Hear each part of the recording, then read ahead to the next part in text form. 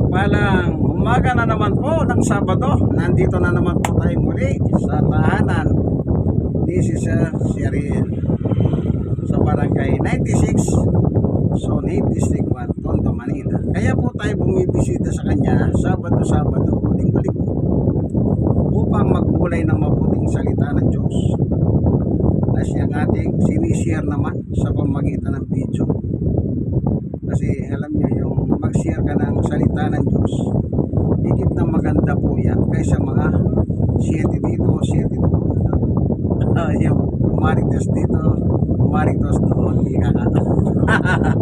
Mas maganda po, maging marites ka na lang patungkol sa salita ng Diyos. Okay, may hawak tayong Bible. Amen. Ang Biblia ng mga pastor. Ngayon, meron po tayong babasahin dito sa Lumang Tipan.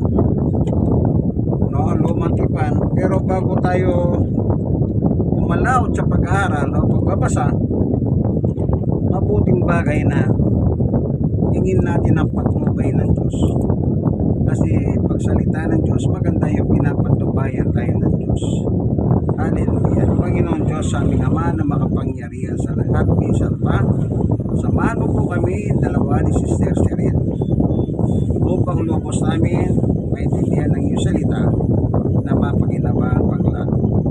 Ganon din po mga manunod ng video ito. Pagpalain mo po ang bawat isa sa ngalan ni Jesus. Amen. Ang sabi po rito sa Exodus chapter 20, 13, huwag kang papatay. Kasi huwag kang magnanakaw. 16, huwag kang sasaksi ng walang katotohanan laban sa iyong kapwa. Ito po yung mga marites. Kwento sila ng kwento sa kanilang kapwa na wala naman po sila. Ibig ko sabihin, hindi naman nakausap po, hindi naman nandun siya nung nagkukwentuhan itong mga taong ito.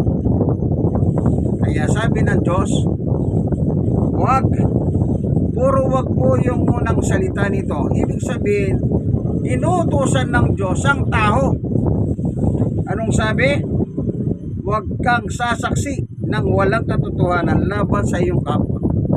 Alam nyo, sa korte, sa mga korte, hukuman, di ba may mga saksi? Yang mga judge nag-aral po yan. Kaya alam nila, kung naglulubid ka lang ng kasinungalingan, ikaw na saksi.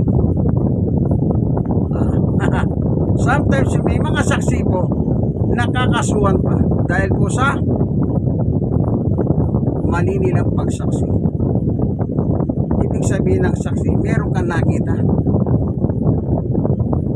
Yan ang kaya nga saksi ka dahil meron kang nakita. Sa hukuman ganon. Ang tanong ng judge, o nakita mo ba?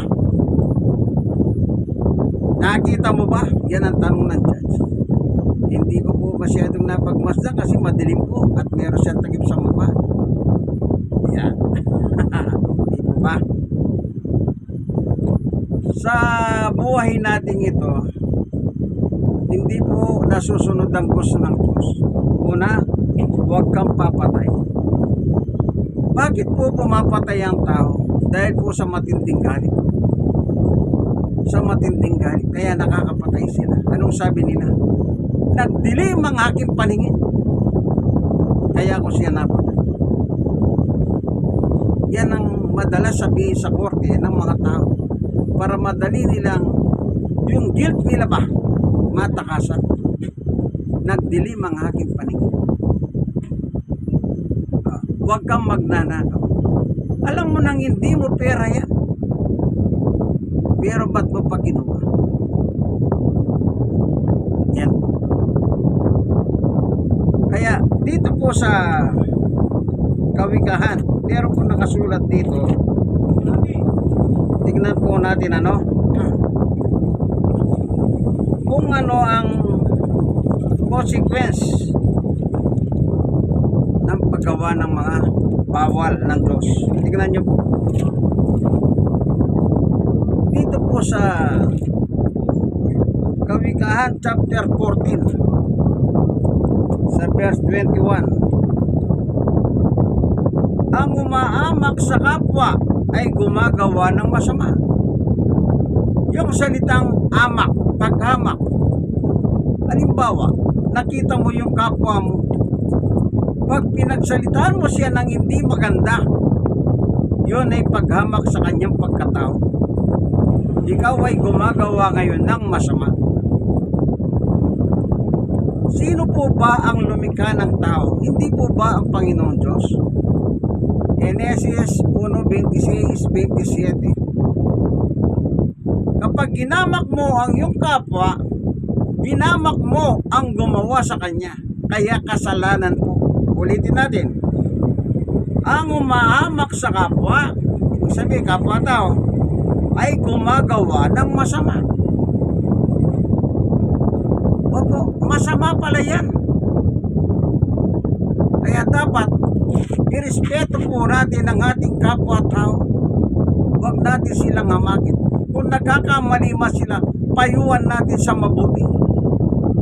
Yung iba ginagatungan pa Oh. Sa 31, ang umaapi sa mahirap ay umahamak sa may kapal.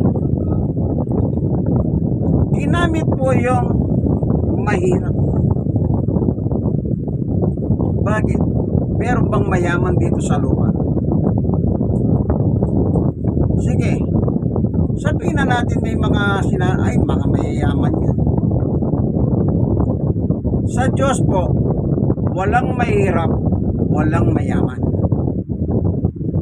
Ibig sabihin, lahat tayong tao, walang mahirap, walang mayaman.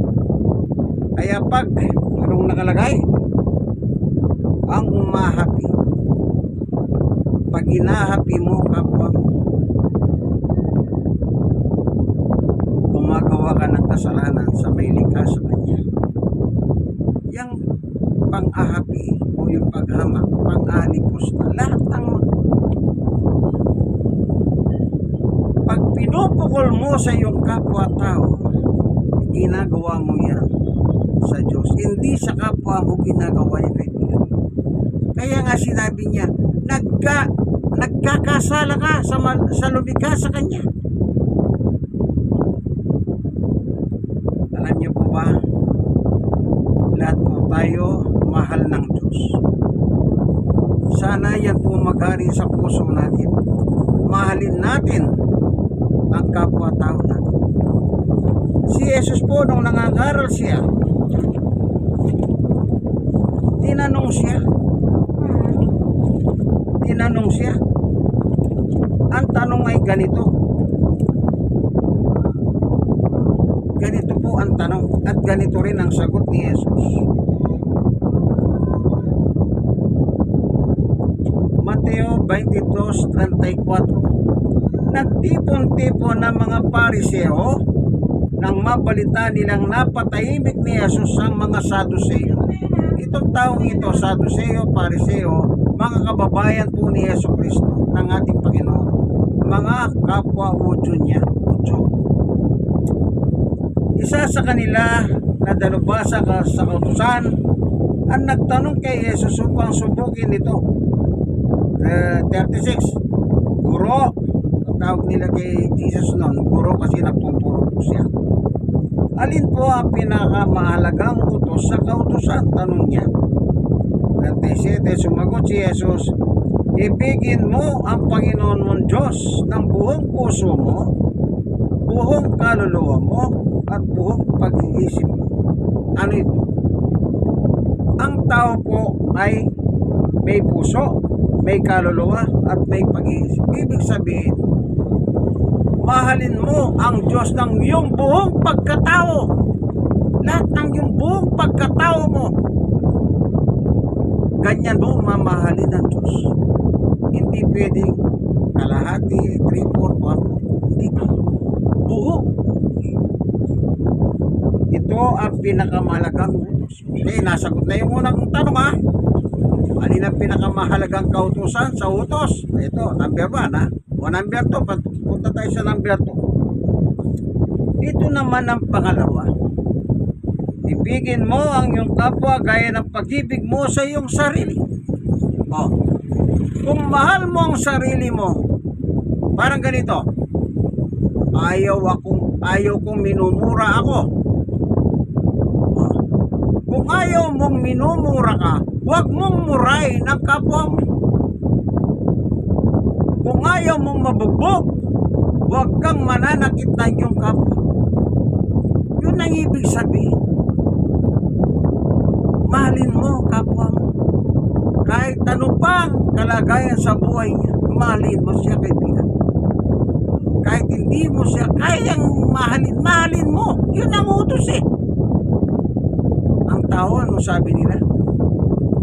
Sige, pinapatawad na kita. Pero, ayaw na kitang makita muli. Dahil pag nakita kitang muli, lintik lang ang walang ganti. Ganyan ang tao eh. Ang sabi, mahalin mo. Ibig sabihin, kahit anong ginawa sa iyo ng iyong kapwa, mamahalin mo pa rin yung kaibigan. Ang importante dito, yung batas, susundin mo. Yun ang importante eh. Kasi yung batas nito para sa lahat ng tao. Kung ayaw nilang sundin, papayan mo. Kung ikaw nakakaintindi, sundin mo. Sundin mo, kaibigan. Napaka-importante po ang pagsunod sa Diyos. Alam niyo po yung Lord's Prayer? Ama namin nasa langit ka. Anong nakalagay pa doon? Masay ko na lang para hindi tayo magkasabihin nyo. O ano sabi rito? Mateo 6:9. Ganito kayo manalangin, Ama namin nasa langit ka, sambahin nawa ang iyong pangalan. Yes, dumating nawa ang iyong kaharian. Masunod nawa ang iyong kalooban dito sa lupa tulad ng sa langit. Utos, mahalin mo ang Diyos ng buong puso. Pangalawa, mahalin mo ang kapwa-tao.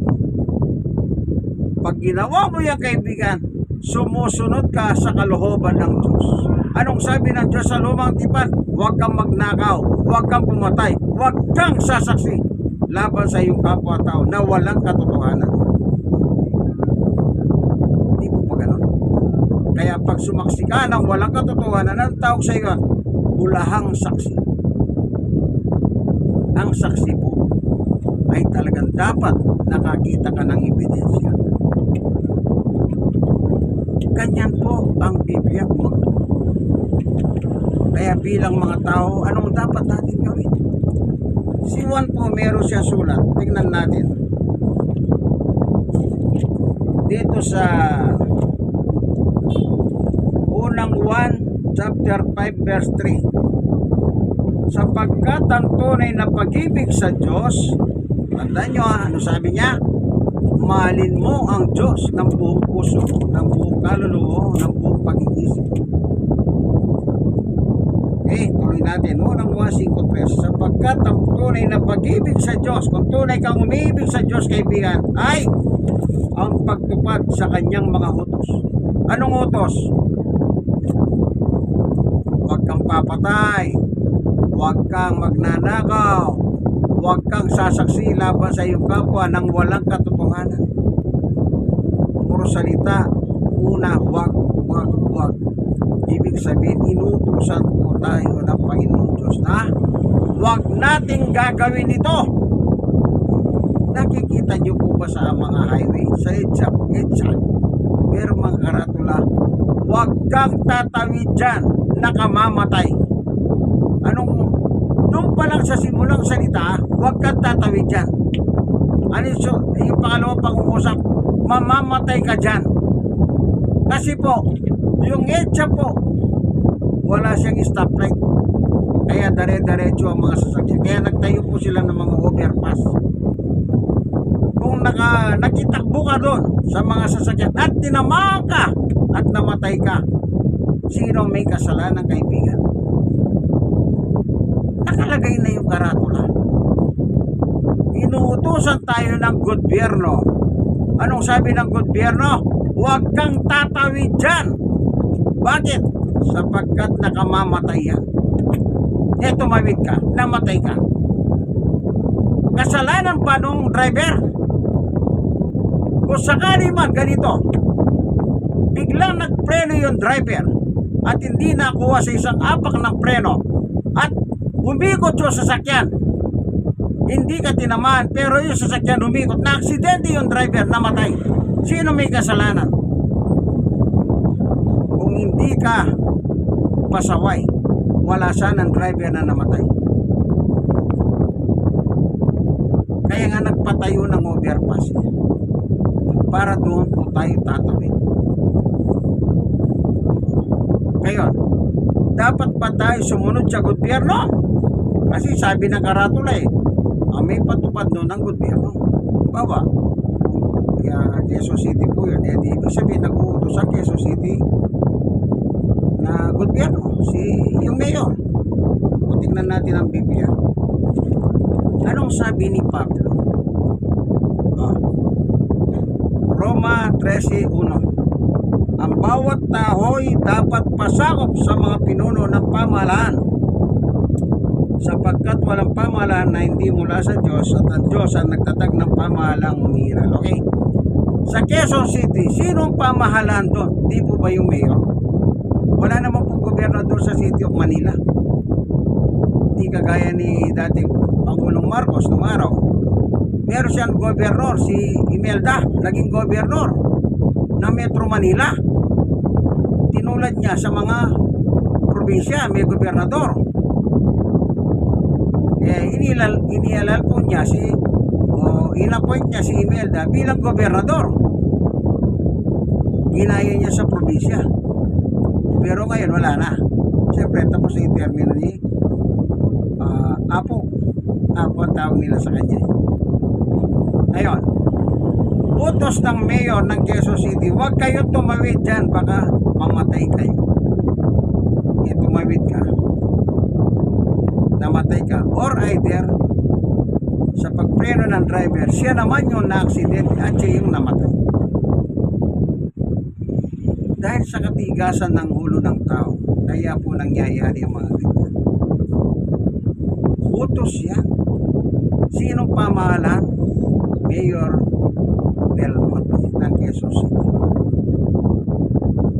At sabi, bawat tao per individual, pasabot tayo sa pamahalaan.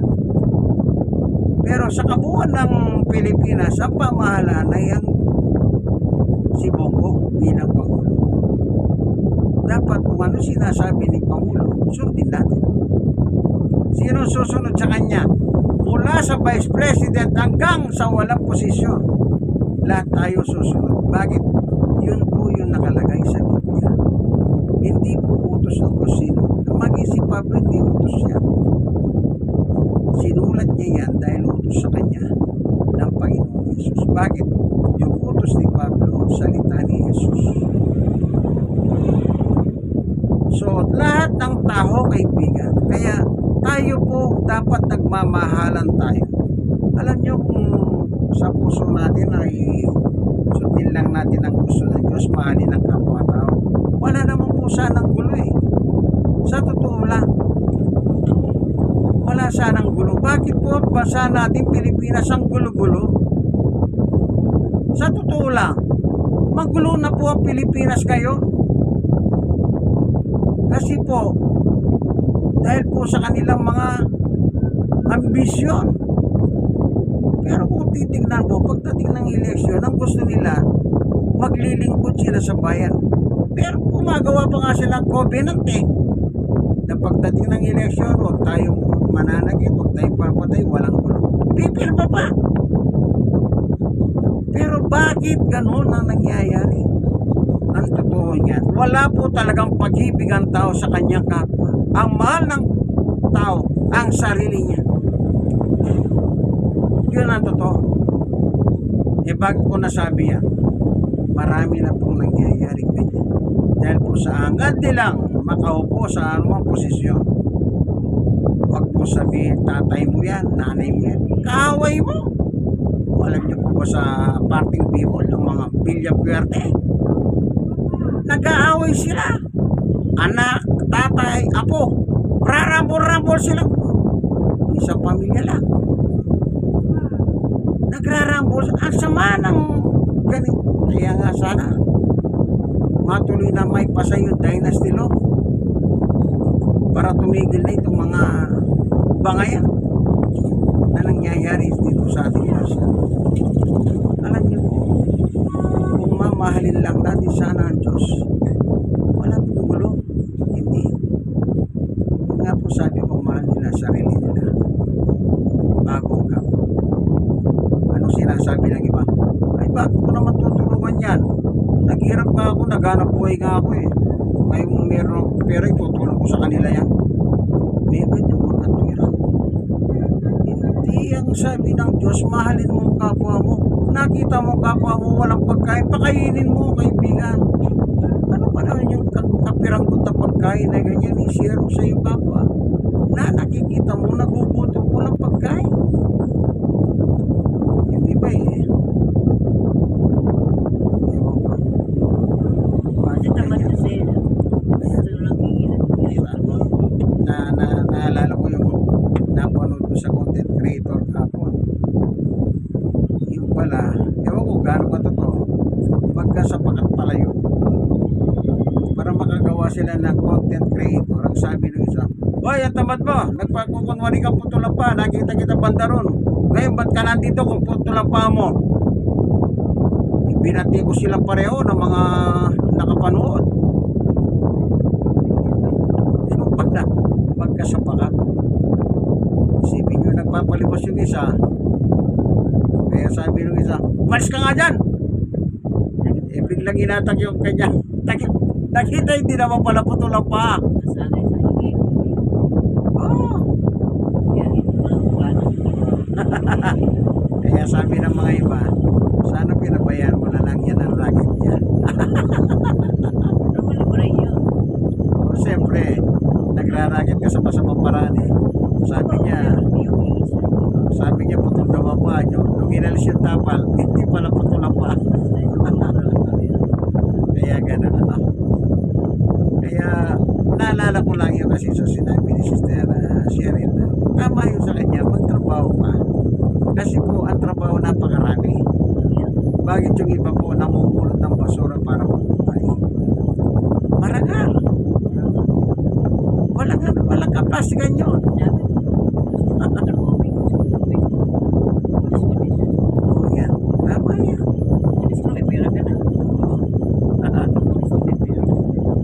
Meron kong pinayuan na user sa ay nagbebenta ng droga. Sabi ko sa kanya, kung gusto mong magbago, una tumigil ka dyan.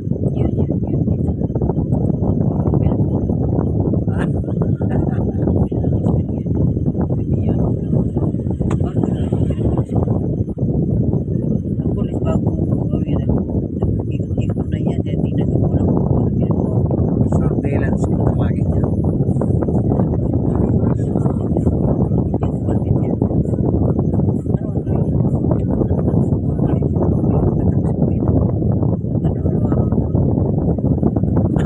Ganon. Wala nga ngayon. Nasa pulakan daw.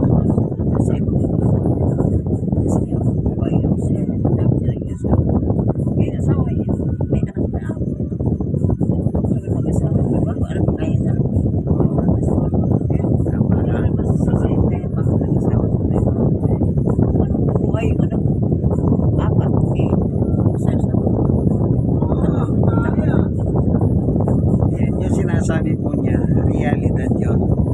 Yung sinasabi niya, pinakita ko yung picture ko sa kakilala ko na sa lugar niya, kilala niya ito. Kinuwento, ganun din, the same kwento.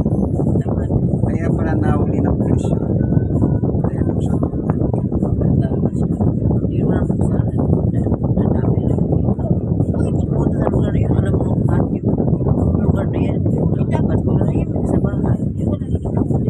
Tama. Yung lugar na sinasabi niya po, kabisado ko yun. Kasi nag-Bible study ako ron. Bigla kami nirate ng pulis. Aba, nagpa-Bible study. Pero, nung pangalawa nirate. Nung una, hindi kami nirate.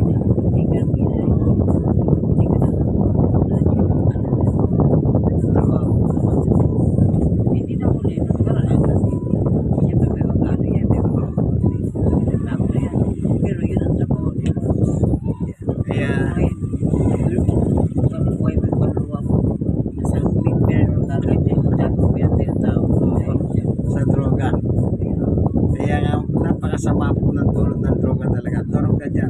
Kaibigan. Ah? Oh. Ah.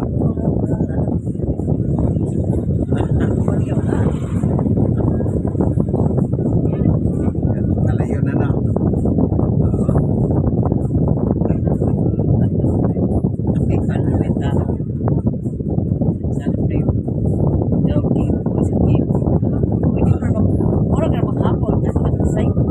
Ayan. Ah. Ganun pala siya, no? Kaya, ito po kinukwento niya, hindi po chismis yun na nakikita niya kasi dito nangyayari sa loob ng pamamahay niya. Okay? Kaya iba yung nagchichismis kang wala kang nakita. Siya nakikita niya talaga yun. Kaya hindi yan hindi ano ito, hindi marites ito. Reality po yun.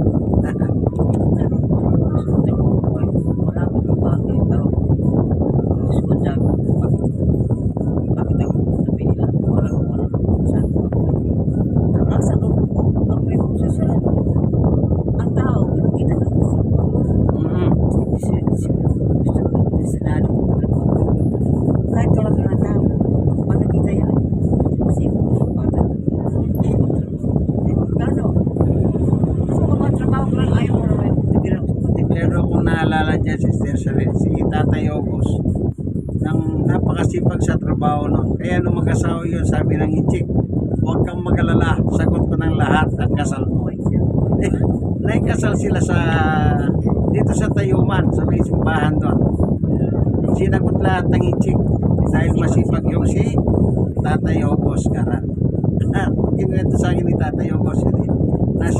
Nasiyahan ng Inchik sa kanyang trabaho. Pero wala pong natapos yun. Sipag ang kanyang puhunan. Kaya nung magpakasal sila, ang kanyang asawa, si Nanay Clarita, sagot ng Inchik ang kanyang kasal sa simbahan. Pati sa chicha.